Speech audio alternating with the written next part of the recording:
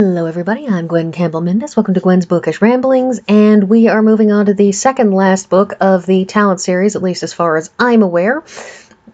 And this is, those of you who can read, can see that it is Lyon's Pride. Named, of course, for the father of Damia's children, Afra Lyon, because these children are all raven lions, because that's a thing.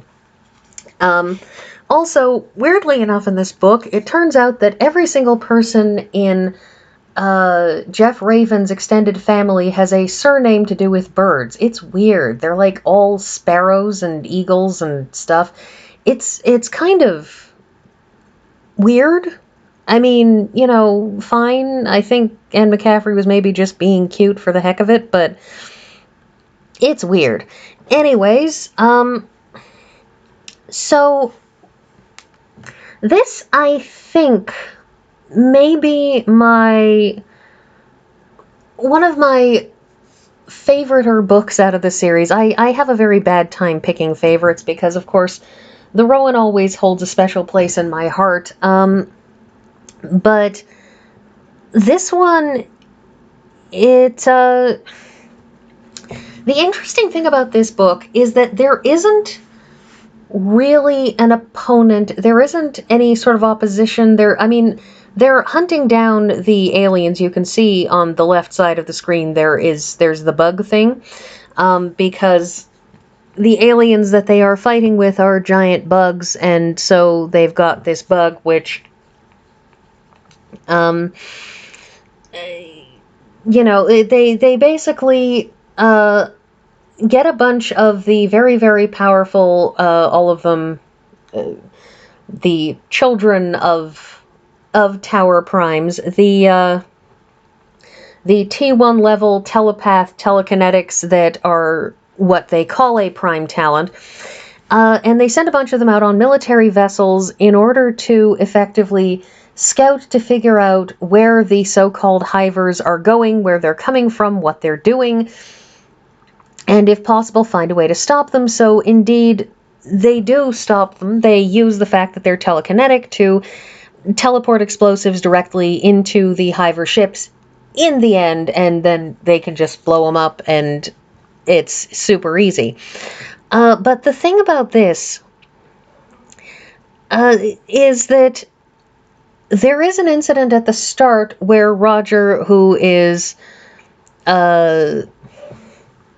the younger of sort of the eldest four who are the focus of these books, because Laria, Thian, Rojer, which Roger is spelled with a J for reasons, I don't know why, and Zara are sort of the children who these books are about. The other children are not really in these books. I mean, they're there, they exist, we have sort of personalities for them, but they're not point of view characters, they're not central characters, they are tertiary, super tertiary characters.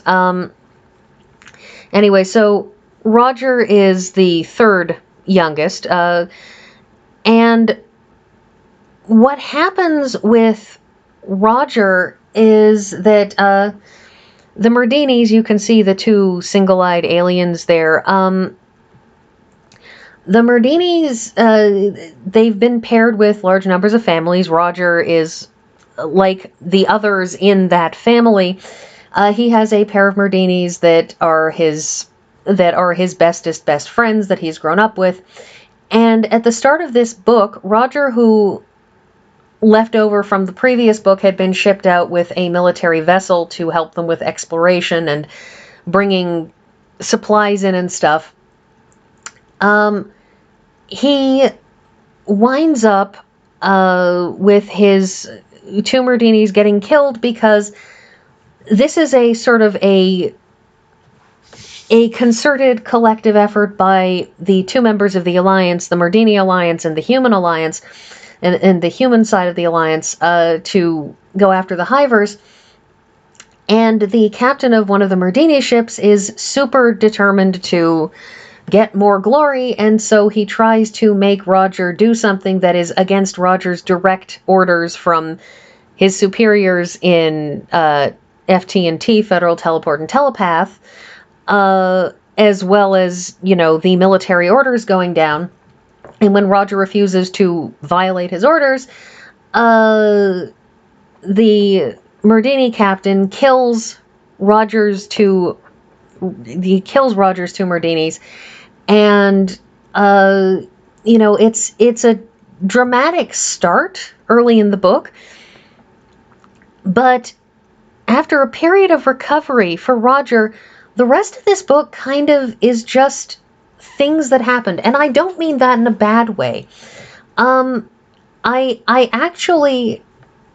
I kind of really, really enjoy this book because it's a series of events, but there isn't some sort of, like, a particular, you're in opposition to the Hivers, you're trying to stop them, but there's no individual person that you can point to and say, this is the bad guy. The Hivers are, in a lot of ways, intensely depersonalized in this, in no small part because Anne McCaffrey has set them up as being either unaware that other species can be people too, or else they're just, awful. But there is no communicating with them, there is no understanding them, and so they're kind of just an unknowable force that's just doing stuff. And I suspect that may be one of the reasons why she emphasizes so very, very heavily this notion of, if we could just figure out how to communicate with them, we could, do all kinds of awesome things because they're super awesome farmers and stuff. But it's also very, very clear that they're not characters, they're just an oppositional force. And the thing is that sometimes it's nice to not have everything be just like, complicated interpersonal battles for whatever. And that's one of the things about a large portion of the series with the Rowan and Damia and Damia's children, is that a lot of what goes on in these books is not personal. Yes, there's personal stuff. Yes, there are people who don't like various talents. Yes, there are people who do bad things, who are bad people, who, we stand opposed to. But there isn't a villain. Like, nobody who is the villain of the piece. There is no the devil. Because, honestly, for the Hivers to be seen as the devil, there would have to be more active malice, and they're really not. They don't even care. At least not from what anybody can tell. So it's an interesting facet of these books. Also because in its way, I certainly never really feel this urgency about the Hivers. Everybody's concerned and they're chasing after them, but at the same time, it's a set of preventative measures. Like, the Hivers aren't attacking anyone's home, unlike in the Rowan where the Hivers come in and they are attacking Deneb and they have to be stopped. Here, this is very clearly preemptive strikes. This is attempting to stop the Hivers from getting to the point where they will cause trouble. And so it's there is a quality in these that makes it much, much more relaxed. And I don't know, it's very, very difficult for me to put my finger on exactly how it is that I want to describe this. So equally interesting, though, in this book is, and it's something that actually comes up in the earliest Talent books back in the Pegasus trilogy, and it comes up again here, is this very, very interesting this push-pull that happens between FT&T and the way talents get raised, because the thing about talents is, because it's seen that because talents have so much power, what with, telepaths being able to read people's minds, being potentially able to manipulate people's minds, much like Obi-Wan telling that guy selling death sticks that he wants to go and rethink his life. You can do that, and you can tell what people are going to do, and you can use your telekinesis to throw people around. It's considered extremely, super overtly important to insist that all talents are given this serious, massive, constant grounding, constant triple checking, that psychologically they are fine, that they have not developed any, personality issues, that they have incredibly strong groundings in, moral whatnot, and they're basically very, very powerfully funneled into FT&T, which kind of governs them almost separately from the rest of the standard governments. And it also means, but the thing about FT&T though is that it's also a company. And it's a company that is always trying to get more talent, but the way to get more talent is to have talents breed more talents, because, of course, talent is a genetic thing. And so having two people who are genetically talented, they're much more likely to, wind up having a talented kid together. And so there's this push-pull of, you need to have more talents because FT&T needs to expand in order to help people expand, and thus you need to breed for us. With, at the same time, this pushback of, but we are people and we are individuals, and just because you want another prime doesn't mean I have to, marry one. And we got that in the Pegasus thing when Risa Owen is, talking about how, well, I can't marry Dave. I mean, he's not talented at all. And, the only way to get more talented people is to, have kids with other talented people.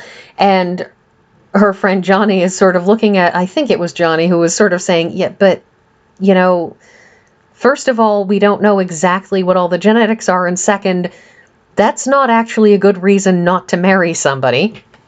And then in this one, Thian winds up falling for Alison Ann Greevy, who is a mere T5 empath. And,